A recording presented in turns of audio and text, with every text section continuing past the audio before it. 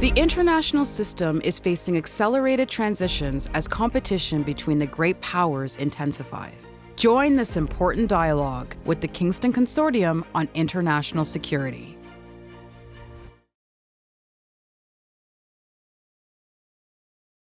So far today on the first panel, everybody got to hear multinational context and what does that mean to human security, whether it's from military operations or tying it into policy that'll influence those operations. And then we heard last from the tech aspect of how those things are evolving and can be used in peacekeeping operations. Well, we're going to take it with panel 3, and the presenters to my left is going to go into basically how governments and individuals and societies collectively address and adapt to complex and dynamic challenges, truly those wicked problems that we try to solve. There's a bit of a typo within the program. The content of the panel 3 is correct. The title is actually States, Citizens, and Resilience in a Disrupted World, okay, which is the focus of the panel. Introduce my speakers. To my left, I have Silvia Colombo. You heard her earlier, researcher and faculty advisor from the NATO Defense College. To her left, you have Maarten Bolhuis, assistant professor, faculty of law at Free University in Amsterdam. His left, Katherine Rossy, assistant professor, Royal Military College of Canada. And then finally, Kelsey, the vice president, international cooperation, Canadian Red Cross. Without further ado, we will go ahead and lead off, make our way from left to right, and then open it up for questions at the end. Silvia, the floor is yours. Thank you. Thank you so much for this kind introduction. Thank you, Mark, and welcome back after lunch. I hope you are refreshed and re-energized for the continuation of this conference, which so far has really been very interesting and very challenging in attempting to define a topic that is very loose in our hands. So I've titled my presentation, and forgive me, I don't have PowerPoints, but I'll try to speak slow, also because English is not my native language. So I've titled my presentation on resilience, peace and security, lessons from and for the Middle East from a NATO perspective, which sounds very ambitious, let's say, a lot of ground to cover potentially, but I will really just try to connect my thoughts to something, to the things that we have heard this morning. Because there are some overlaps, but also I will bring some new topics to the floor.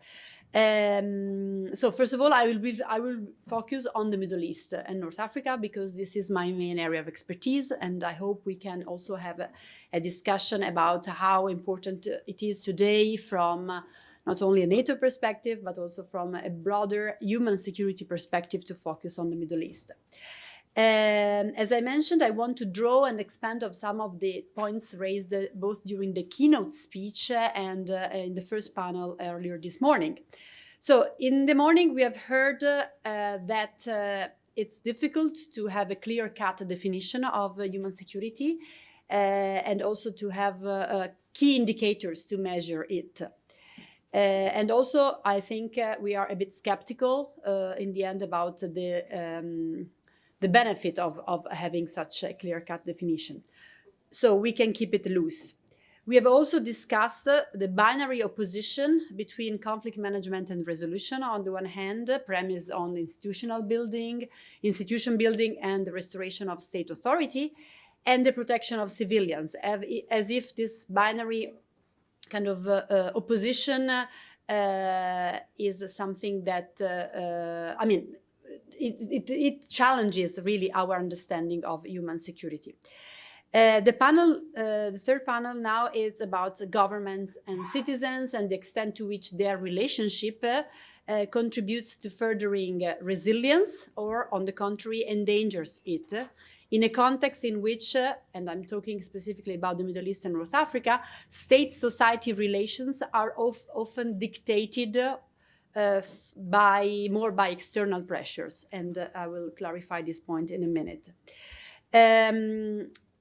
So, while focusing on the Middle East, I would like to introduce another dimension, that is that of crisis prevention versus conflict management and resolution. We have talked extensively about operations, the integration of technology into our military operations with a focus on human security. But I want to throw in this point about crisis and conflict prevention from a human security perspective, because I think it's a useful standpoint to address some of the challenges facing this region. And I'm also venturing to attempt an answer to the question that was raised this morning again: what is the added value of human security? It was asked. And in my view, talking from a NATO perspective and from the Middle East empirical standpoint, the added value of human security rests on the possibility to really disaggregate its constitutive elements and to develop a people-centered, locally tailored approach or approaches that aim at preventing human security challenges from developing into fully fledged crises and conflicts. So we can link really this conflict crisis prevention aspect to the importance attached to human security.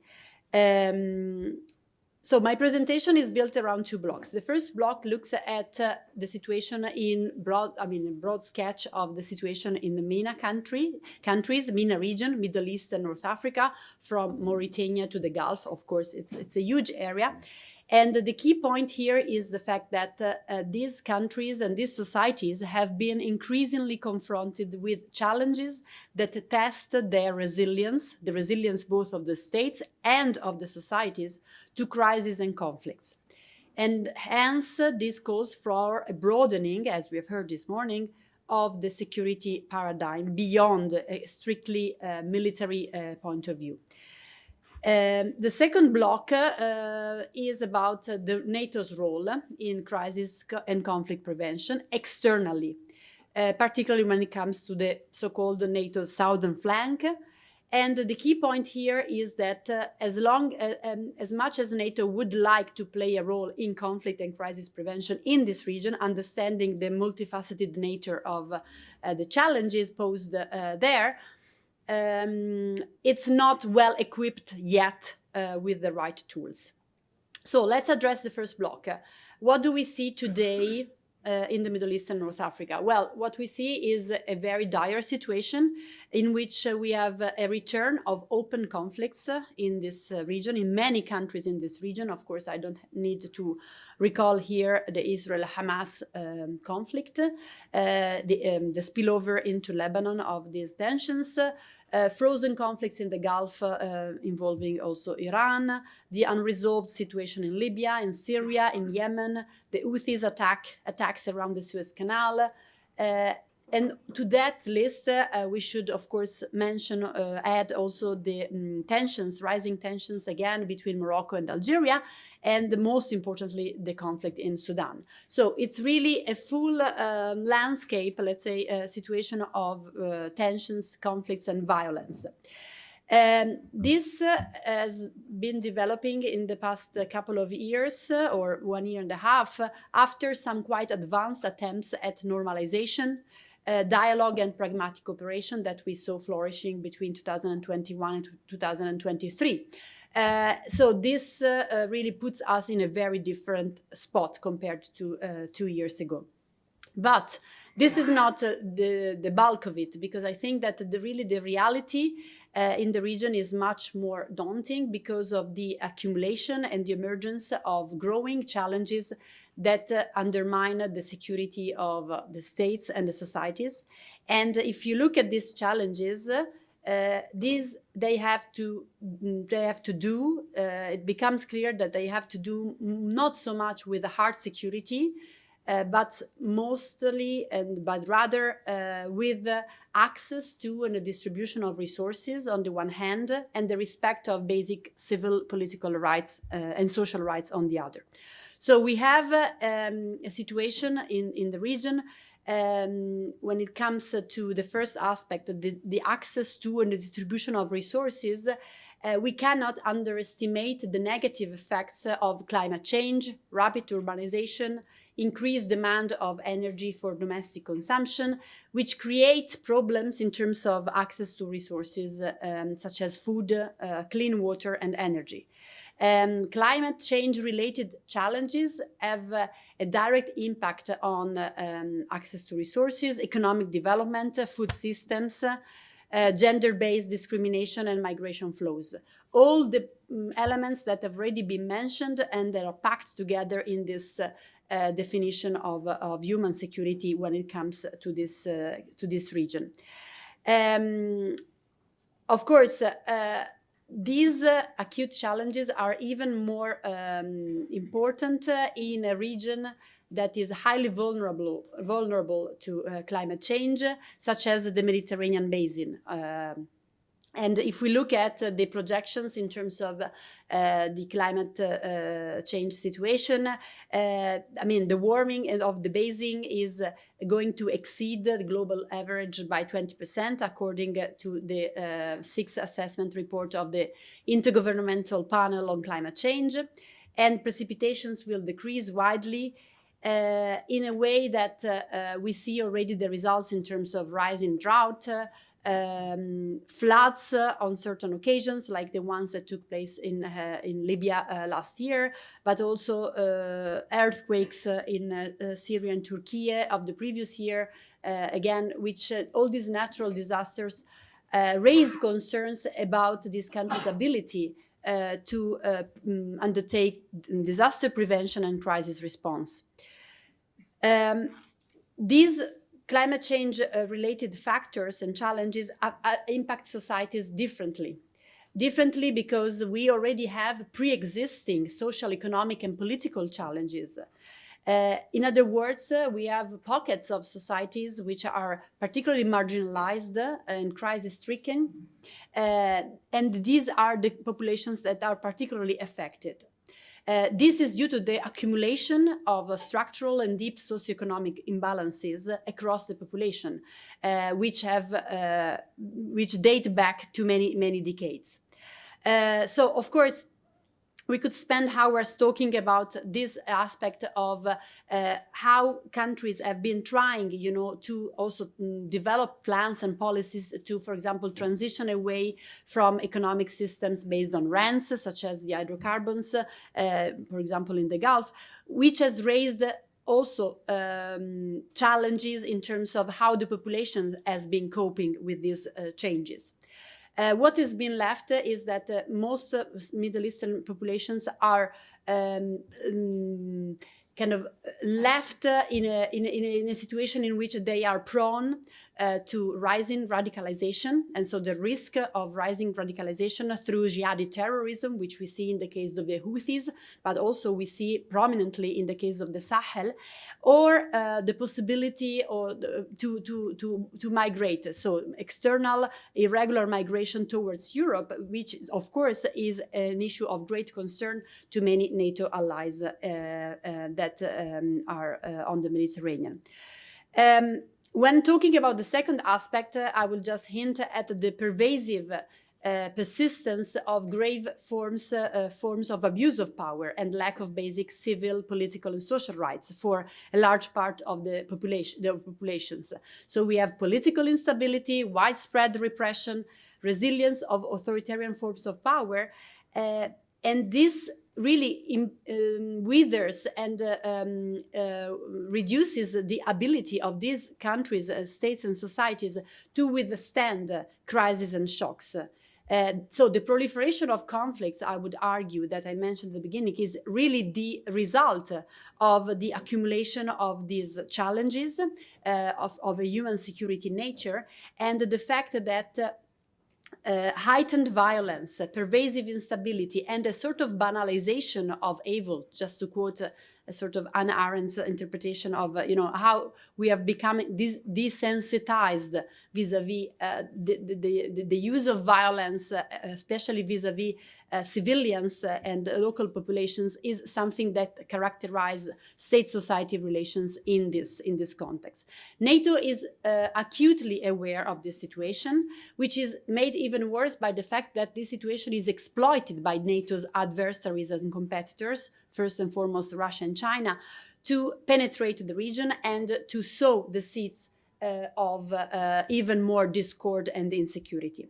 As stated in the 2022 NATO strategic concept, there is an accumulation of grievances that make the region particularly prone and a fertile ground, and I'm quoting, for the proliferation of non-state armed groups, including terrorist organizations, and to destabilizing effects and interference by strategic competitors. Moving to this very quickly to the second part, the issue of national resilience. National resilience as a way to counter these challenges of human security. How to strengthen the resilience of states and societies in the region to address these challenges. Of course, NATO has been developing its own understanding on how to promote resilience, which is enshrined in the Washington Treaty. The treaty at Article 3 calls for the efforts by the parties separately and jointly by means of continuous and effective self-help and mutual aid to maintain and develop their individual and collective capacity to resist armed attack. And this article precedes Article 5, but many allies have kind of not taken it particularly serious. Now there is an attempt by NATO starting from 2016 at the Warsaw Summit to develop this concept of national resilience and to identify some baseline requirements. These baseline requirements, which are 7 in number, have to do with the resilience of individual NATO allies and collectively of NATO. But it's very clear that if NATO wants to attain resilience, it needs to apply the same requirements or some forms of it also externally. So the question to be asked is, how is it possible to foster resilience externally, particularly in societies such as those of the Middle East and North Africa that are very close to some of NATO allies and pose the risk of a spillover of insecurity, the conflicts, the irregular migration and the jihadi terrorism that I mentioned about, but also societies that are in and of itself very important to be protected in order to avoid the penetration and the competition of NATO's competitors and adversaries. NATO's task is very challenging in this respect when it comes to the Middle East, first and foremost, because it has been recalled, NATO is given now precedence to its collective defense and deterrence vis-à-vis Russia on the eastern flank. So there is very little room left to its engagement with the South and to devising a new strategy of engagement with the South. I want to mention here the fact that cooperative security, so the cooperation with NATO's partners on these issues is in a sort of limbo, but there is a lot of scope and a lot of opportunities, first and foremost by listening to what the NATO partners are asking for, not just in terms of military capabilities and training, but also in terms of devising common strategies and sharing lessons learned when it comes to addressing these human security challenges. You might be aware of the fact that we also have a new action plan for the South when it comes to NATO and a new special representative working on this region, which opens again more space for cooperation between the two sides. On climate change particularly, this is now, now we're talking about in the days of the COP29 in Azerbaijan, so it's very important to put our fingers there and to focus on this aspect, because I think that many of the challenges that MENA region is facing derive from the long-term effects of climate change, something we will see rising also in the future. And in this respect, again, NATO's 2022 strategic concept has highlighted climate change as a defining challenge of our time, and it's increasing its effort to make the nexus between climate change, peace and security more manageable. And against this backdrop, it's important to note that in 2024, NATO opened a climate change and security center of excellence here in Canada, Canada, in Montreal. And this is very important also in view of what it can do in terms of lessons learned and the sharing of information and the knowledge vis-a-vis the partners. So it's more of a sort of plea for cooperation with NATO's partners in the South, which is directly tied to the challenges that these countries are facing. Thank you very much.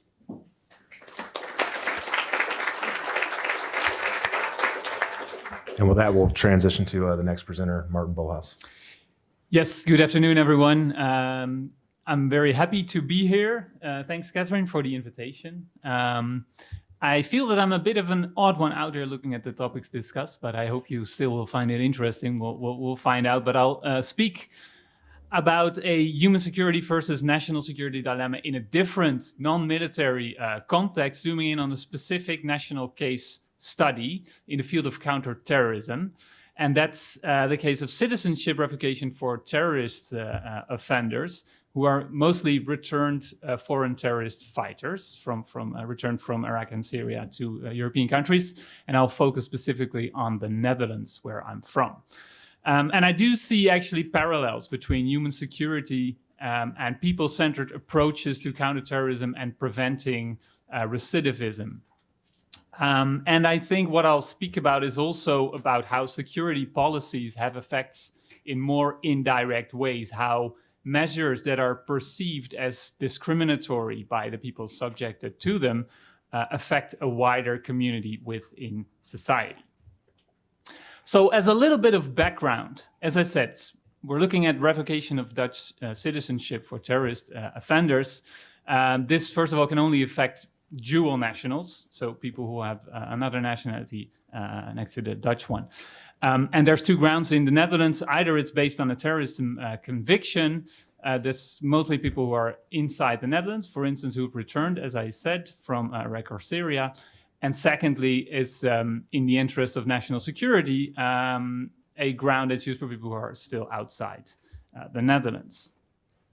Now, if you look at this measure, citizenship revocation, it's strongly criticized by legal scholars because it's seen as discriminatory and also as punitive. If it follows a criminal conviction, that's seen and perceived as an additional punishment. And what I'll speak about more specifically is how actors involved in the resocialization of terrorist offenders, how they fear that people are lost out of sight because their citizenship is revoked, which then increases, or at least that's the theory, the risks for national security. And this is all based on a project that I'm still working on. I'm interviewing local and national actors in the Netherlands involved in resocialization and counterterrorism programs, including municipalities, probation service, the immigration service, police, prosecution service, etc. So, just for context, in the Netherlands, the resocialization of terrorist offenders and also more broadly, the sort of the decentralized counterterrorism efforts in the Netherlands, they have some main components. There's a person-oriented approach, which is basically a table where all the involved actors discuss cases and the possibility of interventions, and also arranging things that you would usually do if someone finishes or goes towards the end of detention, prison sentence. Things like arranging a citizen service number, housing, education, income, work, etc. And so municipalities in the Netherlands are mainly responsible for this. They're also responsible for aftercare after detention, so reintegration into society. And then, of course, the probation service is an important actor in this context as well, because we see that in many cases of terrorism convictions, so to say, conditions are imposed, for instance, regarding interventions on mental health, or again, like training or education or de-radicalization programs. So the question is, what does the citizenship revocation measure? What does it mean for all those efforts? What happens once someone loses their Dutch nationality is that they become a sort of an alien in terms of the Aliens Act, but they're also declared a persona non grata. This is all done on a ground of the person posing a threat to national security, which is actually which is retrospective. So it's based on the terrorism conviction, not on an actual threat at the moment that it's imposed. And it leads to refusal of residence. So if these persons would then be removed from the Netherlands, you could say problem solved. The problem is that almost none of them are ever removed from the Netherlands. So if we look at who are we talking about, most of them are Moroccan Dutch citizens. Morocco doesn't want them, or there are other obstacles to their removal towards Morocco. It's also mostly people who lived all of their life in the Netherlands. So as an undocumented alien in the Netherlands, you're not entitled to any benefits, support, and you only have very minimal rights. And that has consequences for the resocialization of terrorist offenders and also for counterterrorism efforts, or at least that's my argument. And I noticed in speaking to all these organizations that there are different philosophies behind how this specific group is approached. So on the one hand, and it's a bit generalizing, but I do think that this catches the broader picture. There, of course, are some nuances to this. But on the one hand, you see the central government actors who really focus on departure, right? So we revoke the nationality, we make this a persona non grata, and they should leave the Netherlands. All because in the name of national security and because the person has sort of breached the loyalty to the state. And on the other hand, you see these decentralized actors, municipalities, the probation service, focusing much more on resocialization. Taking, you could say, more of a human security approach, a person-centered approach, emphasizing that people deserve a second chance after they served their sentence. And what it leads to is a sort of conflict between these central government actors and these decentral actors involved in the resocialization and in counterterrorism. And it comes to the fore in different aspects. So, for instance, these local actors, the central actors used to rely on information from all these local partners on, for instance, the resocialization process, what threat someone was posing at a certain moment, and they use that information to make a decision on whether or not to revoke the citizenship. But these decentral actors have stopped giving that input because they feel it's not clear what's happening with this information and what it means for the resocialization process. And then as a next step, they also stopped, these resocialization actors, they stopped their supervision of these persons because they feel that they cannot properly do their job. As I said, undocumented aliens are not entitled to any support. They cannot get a citizen service number. And so there's not really a possibility to put them in de-radicalization programs, to make any interventions, to arrange housing, things like that, which are all necessary for an effective resocialization process. So these actors sort of terminate the inclusion of these persons in these decentral, person-oriented approaches.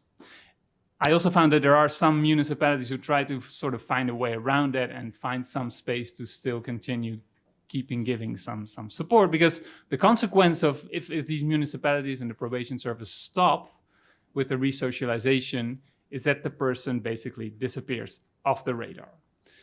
And so some municipalities say, well, we'd rather keep sight of the persons. So they try to find some room to do that. So what are the implications of these measures and the effects that it has in terms of the resocialization and counterterrorism? What are the implications for the human security of these persons and also the national security as a whole? So several concerns were reported by my respondents. What was mentioned most is the fear that this marginalization of these people who no longer are citizens but who cannot leave the country, that it functions as a trigger, and that this lack of interventions on mental health, on de-radicalization, the lack of the possibility to arrange for income, job, education, housing, to build up a supportive social network. Well, the main fear is that it forces people back to their old jihadist networks or to other forms of criminality.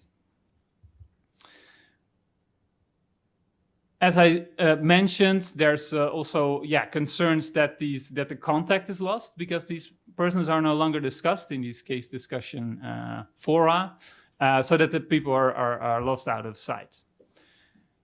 There's also the question of who's responsible for them. So in this person-oriented program, there's also coordination and overview.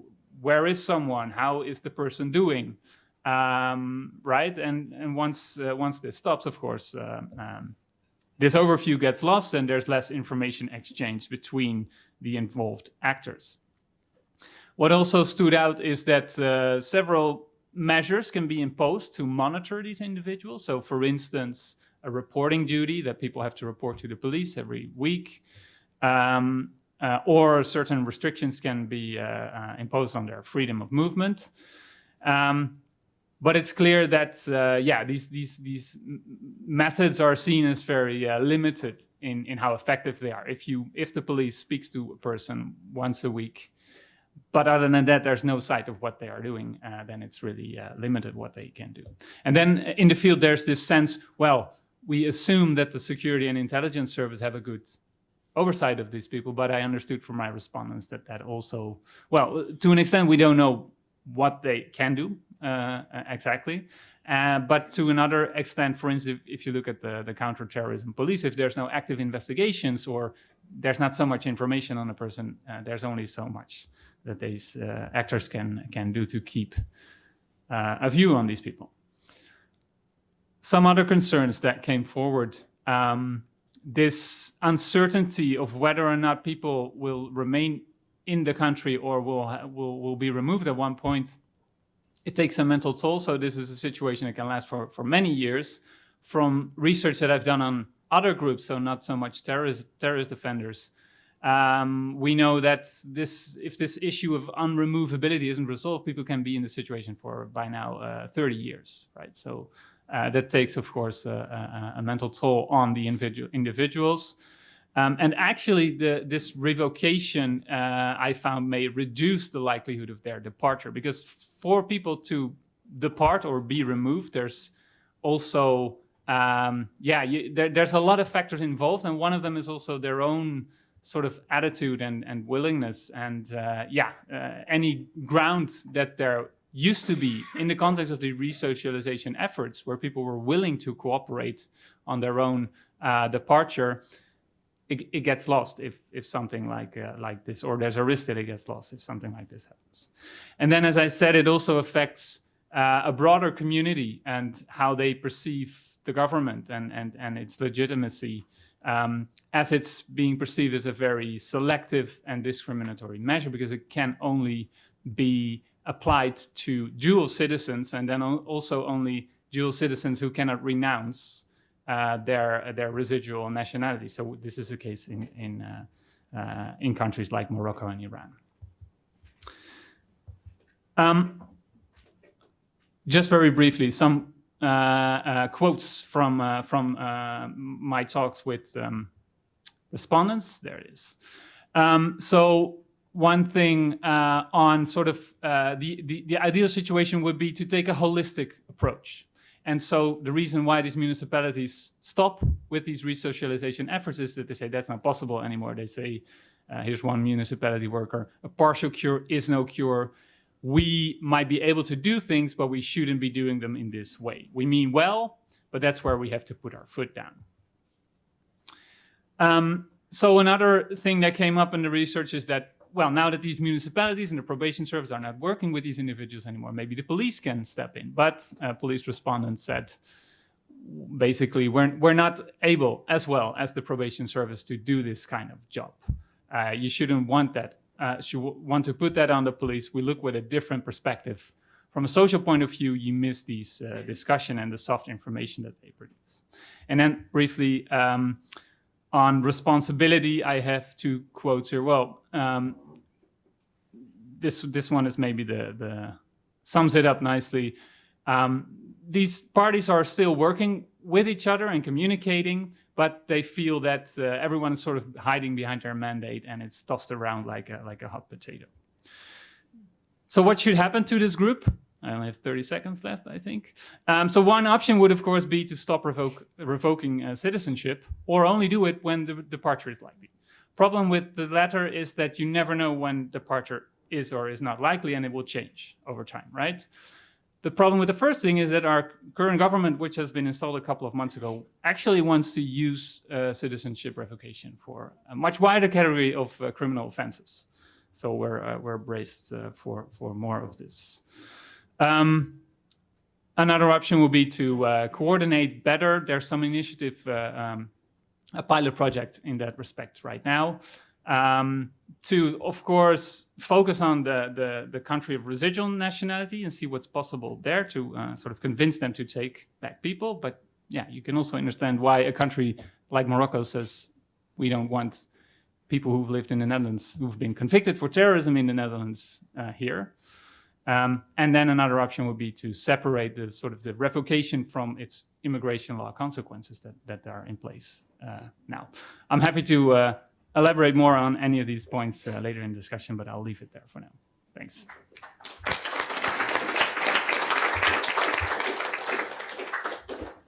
All right, thank you, Maarten. Katherine? All right, now we're good. Okay, good afternoon, everyone. Thank you for the kind introduction, Lieutenant Colonel Ross and my fellow panelists. Very timely, topical, fascinating insights on states, civilians, and resilience in a disrupted world. If anyone's the odd one out, Maarten, it's not you, it's I. I'm a historian. I'm just going to put it out there. And so what I do normally is I look at the history of the Second World War and the early Cold War, humanitarianism, IHL, so forth. But part of my job as a historian is to engage critically with facts and information, right? To try and distinguish between legitimate sources and problematic sources to find patterns. And we're living in a world, I think, and I think we could all agree on this, where a lot of things are blurred, right? War and peace is blurred. Truth and falsehood, increasingly blurred. And today I want to talk about something that's different from my usual expertise, but that's hopefully on everyone's radar, and that's, of course, the weaponization of disinformation and the potential impact that this has on free and open societies like Canada. So disinformation, of course, is not new. We're just going to geek it out for a minute, and then I'll come back to the 21st century.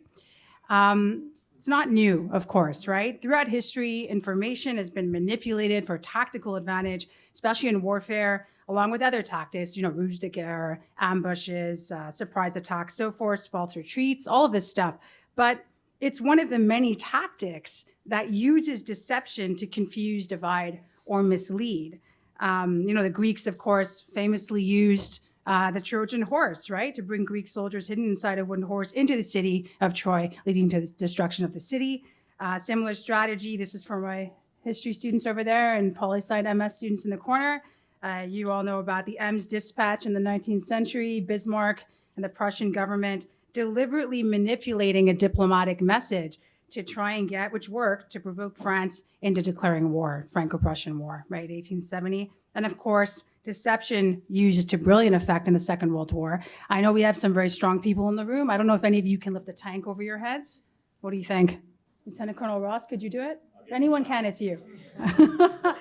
But of course, no one can do that. It's not even you. It's an inflatable tank. Now, in the Second World War, so much deception. Perhaps my favorite example, Operation Bodyguard. Some of you are probably familiar with this, right? The Allies used a complex series of deceptions, fake tanks, radio transmissions, even a phantom army under General Patton, all to mislead the Germans into ensuring the success of the invasion of Normandy, trying to trick them into thinking it would be in the wrong landing site. And it worked. But in the 21st century, war is different. And while there's certainly still fought in traditional domains, land, sea, and air, there's new domains as well, right? We have new domains like cyber, which I could comment absolutely nothing about, to be very frank. We had some brilliant minds talking about this before lunch. Of course, there's the space domain. Again, don't ask me questions, please, on this. But the information domain, I think, is something that impacts us all each and every day. These new spaces have become critical when you think about how war is waged now. They're leveraged to gain strategic advantage and influence, right? And disinformation in particular is weaponized in all kinds of conflicts, hybrid conflicts especially, and even gray zone conflicts, that tricky gray zone, right? Beneath the threshold of violence, somewhere between war and peace. And what makes disinformation so dangerous is the technology that fuels its spread. So thanks to things like social media platforms, our smartphones, which we're all addicted to, I am, disinformation can travel faster and further than ever before. And unlike traditional warfare, where, battles are fought on physical terrain, right? And they still are, but in the gray zone, and nowadays, adversarial actors in particular can weaponize these digital platforms. They can weaponize technologies to spread this disinformation. So in a way, these virtual spaces are new battlefields, or the battlefields of the 21st century. And they operate in a world where most people spend their entire day online. I don't know if any of you have looked at your screen time on your iPhone. It's kind of shocking, right? So let's take a step back, though, for a moment. And I just want to look at how we got here first. Now, one of the most significant shifts, I would say, and in the media landscape came to rise with the smartphone, of course, and social media. But even before that, in 2004, we had something that Nina Burry calls a civilianization of the news, okay? And this took place after a devastating tsunami in Southeast Asia, where people actually started to film what was going on, not on their smartphones, that wasn't quite there yet, but they were filming these things and sending them to news stations and all of that, newspapers. So they were contributing to content in the news. But when we fast forward to 2011, the Arab Spring, we see what is now considered what experts have called the first smartphone revolution, right? So protesters in Cairo, photo of that there, and of course across the Middle East, were using smartphones and social media to actually live stream events, protests, and so forth. So what we saw unfold during those moments, it wasn't just the spread of news, it was actually ordinary people shaping the narrative, telling their own stories. And then today, in conflicts like Russia-Ukraine, we see this power there of real-time documentation on full display. Ukrainian civilians, we saw this at the very early days of the war, capturing and sharing evidence of war crimes and atrocities on their phones, right? The shooting of an innocent man in Kiev outside of his car, for example. I think that shocked everybody when we saw this. They're actually documenting this, possible evidence, war crimes and atrocities. So social media platforms become very powerful tools for real-time reporting, and they actually bypass those traditional media channels sometime, because now anybody who has a smartphone can be a war correspondent. They can be a battleground reporter, right? This is citizen journalism now. It's a different time. And it's also a double-edged sword, because civilians may be documenting things on their phones and putting it on social media, but they're using the very same channels as actors who spread disinformation. And this generates competing narratives, right, in that information ecosystem. Now, I couldn't resist. I hope this doesn't bother anyone. I needed to put this Elon Musk tweet up here from election night. I know. But I had to, because now all those likes, it might be bots, I have no idea. But this is interesting. This struck me. You are the media now, right? This was the night Trump got reelected. It's interesting to think about this. And I want to tie this to this slide and talk about how traditional news media, its influence has shrunk. It's not just that people spend all their days online. There's actually a recent study that came out from the Reuters Institute for the Study of Journalism at the University of Oxford. It found that Canadians, and indeed this is symptomatic of most places, of course, but Canadians get their news online, and that trust in all media formats has actually been in decline since 2016. And this isn't just, especially for traditional formats, print, radio, television, et cetera. And this isn't just unique to Canada. It's not even just unique to the United States, where, of course, disinformation is rampant and polarizing, but trust in traditional media has fallen everywhere, in the EU as well. You can see that on this graph. And it's probably due to many reasons. I think the rise of citizen media might be one of those, but there's many, many reasons why this might be the case.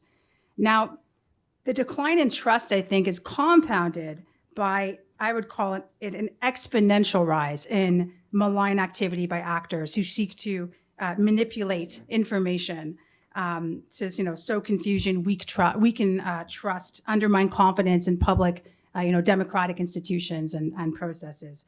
And there are numerous ways that actors, in particular adversarial actors, do this and spread disinformation. This could be through state-sponsored accounts, patriotic hacker groups, troll farms, hashtag hacking, bots, and something I've just recently learned about, which is very interesting, is astroturfing. I find that fascinating, terrifying, but it's when one fakes grassroots support online, for example, for a cause or agenda in order to deceive the public into thinking there's a lot of widespread support for said cause or agenda. So these are just some of the ways that can happen. And I want to look at a couple of examples before I turn to resilience. I'll try and be like Dr. Murphy and end on somewhat of a positive note. I don't know if I'll be able to do as well as he did, but if we look at some of the ways that these tools and actors work, we can start with the phenomenon known as digital authoritarianism. Now, one example, the Syrian Electronic Army, is a patriotic, pro-Assad hacker group that, I don't know if they're still active, to be honest. I know they were very, very active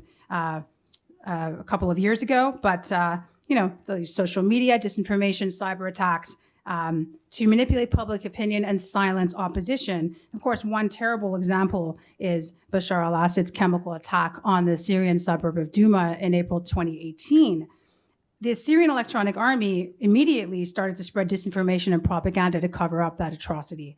And they even hacked independent investigators to try and promote false counter-narratives of what had happened. Now, as technology evolves, I don't know if any of you have actually seen this deepfake video 2 years ago, right? I mean, it's not very convincing. I won't click on it. You can watch it on YouTube, but there's different methods. As technology evolves, the rise of artificial intelligence, AI, major leap forward in disinformation. AI can generate fake videos, fake audio, fake photographs. It's very difficult to distinguish from reality. And in this particular instance, this is one of the first geopolitical deepfakes of President Zelensky, circulated online 2 years ago. In it, he's urging Ukrainians to surrender. Now, you don't have to be an expert in AI to realize there's something sketchy about this video. Once you watch it, his head's kind of pixelated, bobbing around. It doesn't quite look proportional. I'm not an artist, but even I know it's not quite right. But it was trying to sow confusion and to undermine Ukrainian morale. Now, that geopolitical deepfake, I don't know if it convinced anybody, but thanks very much. The reality is that technology is becoming more sophisticated. And that means that deepfakes are becoming more believable. They can be. I don't know if anybody watches, it's called Wolf News. Does anyone watch Wolf News? Everyone ever heard of that before? It's not real. Wolf News it's a play on Fox News, I imagine. Wolf News, do you think these are real journalists? They're AI generated. And this is a story, this video is from CNN, but it was all over the news last year. Two supposedly American journalists from Wolf News, right, who were part of something called, we could call this spamiflage journalism, okay? So spamiflage journalism, in this case, two American journalists all over online, talking about, or spreading disinformation about, confusing narratives about, at the time, I think it was Biden's inaction on gun violence and the COVID-19 pandemic and so forth. Civil unrest and all of that. Now, eventually, this particular spamiflage campaign was traced back to Chinese bots. Okay, so this also happened in Canada around the same time, actually, September 2023. Chinese bots were spreading disinformation that was targeting Canadian MPs and Prime Minister Trudeau. All of this marks an attempt to erode trust in democratic institutions, to sow discord, right? To disrupt stability and security. And it doesn't help that technology will only continue to be more believable, more sophisticated, making it harder to tell fact from fiction. So what is the reality of our current information landscape? It's crowded, it's polarized, it's contradictory, it's all of these things. And it contains countless threads competing to get their message through, right? So you have a range of different actors, some more friendly, citizen journalists, traditional media, and some more hostile. I named some, but adversarial regimes, patriotic hackers, so forth and so on. All of this tilts the balance and creates a destabilizing and disruptive effect on free and open societies like Canada. And what does all that mean for Canada? Well, are we prepared to face this new threat? That's a question we should be asking ourselves. I don't think we are. I don't think we are at all. We have made strides in cybersecurity and resilience and other domains, but the reality is that disinformation is spreading faster than our ability to adapt to this new reality. So we need to ask ourselves, how prepared are we to defend against this new type of this new type of weapon, in a way, weaponized disinformation, one that often takes place in this context in the gray zone, right? Every day, all day, right? Not quite war, not quite peace, where disinformation and not bullets is the weapon of choice. Now, to face these challenges, we need to take immediate steps, comprehensive action. So here are 3 ways, possibly there's probably many more than this. Maybe you have your ideas of your own, but here are some ways I think Canada can build some domestic resilience.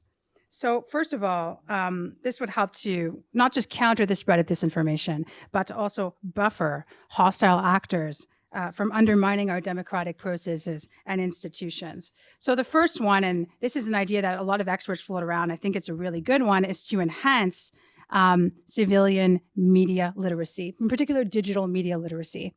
For example, launching some kind of program nationally, perhaps, to improve digital media literacy, especially on younger Canadians who spend most of their time on their phones, no surprise, and therefore may be more vulnerable to the damaging impacts of disinformation. They're also the demographic that seem to trust traditional media the least. Okay, so that's one way. Perhaps fostering critical thinking and media literacy in schools, universities, much like the academics in this room who teach, professors, we spend a lot of time trying to guide students about what a reliable source is for their papers and what's not so great, like Wikipedia, not a source, right? Don't cite that.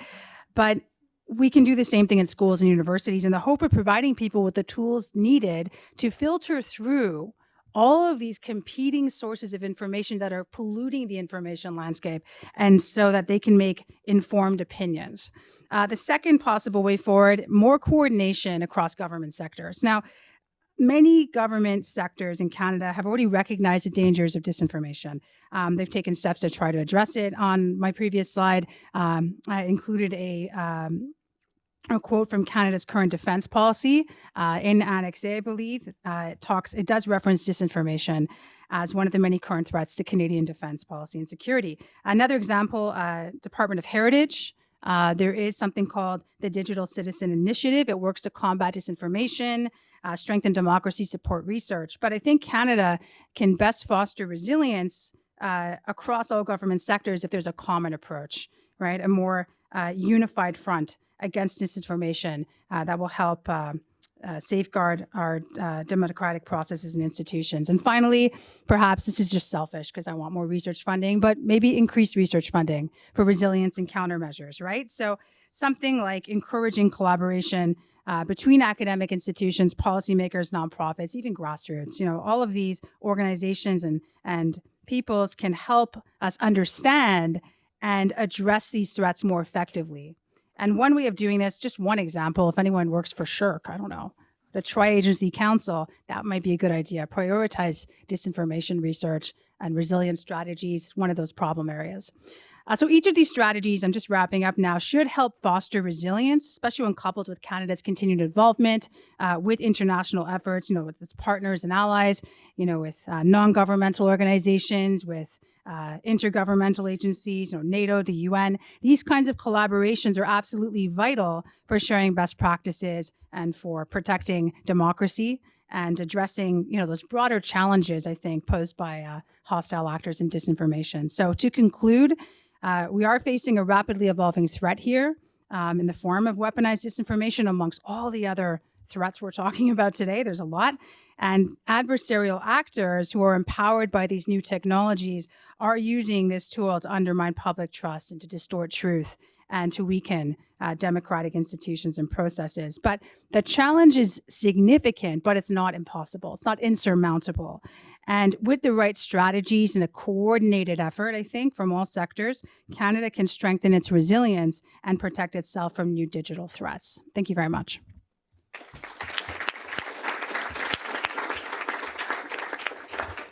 All right, thank you, Katherine. Last but definitely not least, Kelsey. Thank you. First of all, thank you so much to the Kingston Consortium for inviting the Canadian Red Cross and myself to be here with you today. I'm very grateful. And from what I've heard so far in the room, I think we all agree that the way that we perceive security has really changed in recent years. Traditional dangers, such as those associated with armed conflict, geopolitical tensions, and other situations of violence, are real and consequential, but they've been joined by a host of new challenges that cut across borders, challenge our institutions, and transcend our conventional security frameworks. Just consider the impacts of climate change on displacement of communities or livelihoods, as our colleague Silvia mentioned in her presentation, or the rising prevalence of cyber operations that undermine critical infrastructure and erode trust in the systems that are designed to protect and to connect us. We've seen that pandemics disrupt global health systems, economies, and social systems, and these impacts, combined with the increasingly challenging conflict dynamics, result in protracted crises. Now we've got more forced displacement and more people on the move globally than ever before, and leaving millions of people in need of basic humanitarian assistance like shelter, water, food, healthcare. In an ever-changing and evolving landscape, the need for humanitarian action has remained constant. And to better meet humanitarian needs in situations of conflict, an expanded vision of what human security means is essential. This requires that all parties involved in conflict and contributing to human security, states and private entities, consider and address not only the direct impacts of violence, but also the underlying causes of vulnerability, like environmental degradation, like poverty and inequality. The Canadian Red Cross is a neutral and independent and impartial organization under both domestic and international law as our mandate as a national society as part of the Red Cross and Red Crescent movement. So we don't play a central role in addressing human security in the traditional sense, nor do we have the ability to prevent the outbreak of conflict or other situations of violence. Only those who wage wars can prevent them from happening. However, through our work responding to humanitarian emergencies around the world and part of the Red Cross, we have a very unique perspective and often heartbreaking perspective on human security. By the way, the Red Cross is founded in the Geneva Conventions. That gives us a framework for our status, and they're celebrating the 75th anniversary this year. So we just need to look at humanitarian efforts in context right now affected by armed conflict as evidence that the international community has failed in achieving human security. The mandate of the Red Cross and Red Crescent movement is in part to work with our respective governments to ensure international humanitarian law, which I think everyone understands here is the law that governs all that takes place in conflict, from how wars are fought to who is protected. And the issues that I plan to discuss today remind us that human security cannot be defined by state boundaries or responded to by political or military actors alone. Rather, it requires us to focus on the people whom it's meant to protect, victims of armed conflict, communities facing climate risks, marginalized populations, including those displaced by humanitarian emergencies. At the heart of many of the concepts of human security is the belief that security must be people-centered. The traditional notion of state security has been about protection of sovereignty, but human security is about the protection of individuals and communities from the threats that impact their everyday lives. Human security is about humanity. The first consideration I'd like to focus on is the need for effective action in supporting communities that are vulnerable to climate disruption. The Red Cross works all around the world, and we see firsthand the devastating humanitarian consequences of environmental degradation on communities as well as on peace and security. Rising temperatures, unpredictable weather patterns threaten food security, displace communities, and increase competition for limited resources. People living in conflict zones are disproportionately affected by climate shocks and environmental degradation, and this includes an estimated 66 million people living outside of regular governance areas under the jurisdiction of non-state armed groups. And conflict magnifies the fragility of institutions, essential services like healthcare and hospitals, and the compounding impact of conflict and climate change affect livelihoods and impacts access to basic resources. Take, for example, the lack of water due to ongoing drought in the Horn of Africa. The impact of lack of water has huge consequences for millions of people. It includes impacts on livelihoods that lead to mass migration, huge increases in malnutrition, and our colleagues working in this region see these impacts every day. In Somalia, pastoralists are seeing their livestock dying off after repeated seasons of drought. And without livestock as an income source, families are not able to make ends meet, children are more likely to become malnourished, and protection concerns escalate along with conflict over scarce resources. At the Canadian Red Cross, we work with the Somali Red Crescent to provide basic essential relief to the families affected in this way. But this is a mere Band-Aid solution. Really, this kind of crisis needs a political solution and political will for sustainable resolution. Humanitarian assistance really was not created as a long-term solution. It should be short-term. And in carrying out this work, we've learned that adaptation and resilience efforts, particularly in fragile states, must be conflict sensitive. Greater investment in preventative and anticipatory action is critical to help limit the combined impacts of climate change and conflict. And approaching these issues with only a strict security lens and not a human security lens limits the response and ultimately results in more loss of life, injury, and preventable suffering. The second consideration I'll draw your attention to is the protection and facilitation of impartial humanitarian work in conflict settings. Humanitarian space is not a theoretical idea, it is enshrined in law. And the UN estimates that this year alone there's a staggering 300 million people in need of humanitarian assistance. This figure is double the size of the last 5 years, from 5 years ago. And this reflects not only immediate and essential needs, but the critical role humanitarian organizations, both local and international, play in addressing the needs of those displaced by conflict and educating belligerents about their responsibilities under international humanitarian law.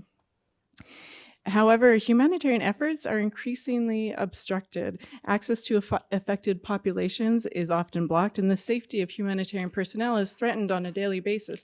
The last 2 years have been the most deadly for humanitarians.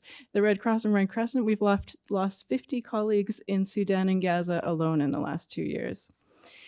And the complex landscape of sanctions and counterterrorism counterterrorism measures exacerbates this situation and complicates our work and undermines the IHL provisions which states wrote and signed onto to guarantee humanitarian access.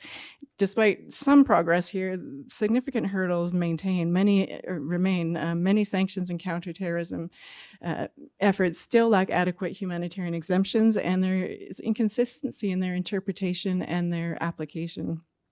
So it's crucial to recognize that international law protects humanitarian organizations from intentional harm, including direct attack and criminalization. States, both parties to conflict and armed and third parties, must collaborate to safeguard impartial humanitarian efforts to ensure we can continue to operate effectively.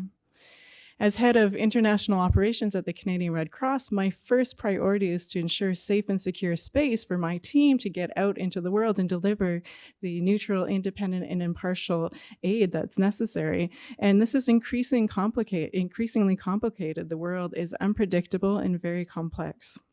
And tragically, too often our colleagues face unimaginable risks. When there's a humanitarian crisis, it's usually Red Cross or Red Crescent volunteers and staff that are first on the scene, and they're accepting those risks simply to help people. This really cannot continue to happen. We need parties to conflict and authorities at all levels of government to respect our humanitarian mandate and help guarantee the safety of our teams and all humanitarian aid workers operating in these environments. The final consideration I'll draw your attention to is the changing nature of conflict dynamics and contemporary challenges to IHL compliance from the perspective of the Red Cross and Red Crescent movement. Compliance with the international rules that apply in armed conflict is critically important to the Canadian Red Cross and all humanitarian actors. It's meant to guarantee the protection of those who do not or no longer participate in hostilities, ensures that civilians, prisoners of war, the wounded, whether combatants or non-combatants, and all other protected persons are treated humanely and with dignity. And it establishes the clear rules to govern hostilities in war, and creates legal obligations to minimize harms to non-combatants. And despite the importance of IHL, as well as the universal legal endorsements of its treaties, we are confronted with a myriad of contemporary challenges as a result to parties to armed conflict, as well as states who have signed on to the treaties and are responsible for their implementation. From the deliberate targeting of healthcare facilities and personnel to the use of weapons with indiscriminate effects in populated areas, violations of IHL continue to exact a devastating toll on civilian populations. And IHL does remain a uniquely powerful tool for mitigating the human cost of armed conflict, if and when it's respected, hinges on strong universal political will in accordance with the rule of law. And we as humanitarians continue to witness failures to comply with IHL by both states and non-state actors. The increasing prevalence of conflicts in urban areas also presents a major ongoing challenge, as urban warfare leads to severe humanitarian consequences due to the impact on civilian populations and infrastructure. And we've seen these devastating impacts of urban warfare very recently in Ukraine, in Gaza, in Sudan. The Red Cross and Red Crescent sees this firsthand. In the past year, the Palestinian Red Crescent has had to close 2 of its hospitals that were impacted by ongoing facilities, and simply there's a failure to protect those. As a result, the Canadian Red Cross and other movement parties have initiated a field hospital in Rafah. And since we opened many months ago, we see increasing rates of admissions of civilians who are impacted by the conflict, need medical care, and there's simply been a complete collapse of the health system in Gaza. And interventions like this, yes, they're important. They do life-saving work, but the fact is that the healthcare system in Gaza should have been protected in the first place by all parties to the conflict. It should not have been a target. And humanitarian organizations, we just cannot keep pace with the devastating consequences of urban warfare, and we were not designed to.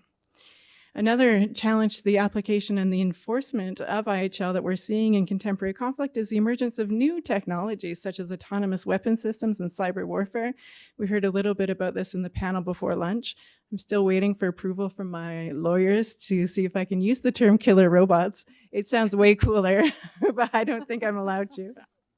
But the fact is that methods of warfare under IHL must be able to distinguish between combatants and civilians and limit collateral damage. The Red Cross is also particularly concerned about digital threats and attacks against medical facilities and humanitarian organizations. And as digitalization increases, medical facilities are more vulnerable to cyber operations or secondary harm from cyber threats. And of course, these are all heightened during times of conflict or climate disaster. Mechanisms for accountability and oversight must be established to monitor the use of new technologies in armed conflict and hold perpetrators responsible for violations of IHL. The international environment is marked by challenges, and the concept of human security remains critical. In a world where traditional definitions of state security once dominated, it's now imperative that we recognize the broader dimensions of what it means to truly ensure human security. Colleagues, the path to ensuring human security will not be an easy one. It requires commitment, it requires coordination, and it requires compassion. But it's a path that we must take if we're going to continue to build a world where people are supported and treated with humanity. Human security at its core is about safeguarding well-being, dignity, and rights of individuals. Given this complexity, we need a holistic and coordinated approach to human security.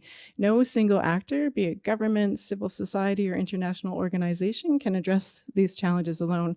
There's a need for collaboration across sectors to ensure our efforts are comprehensive.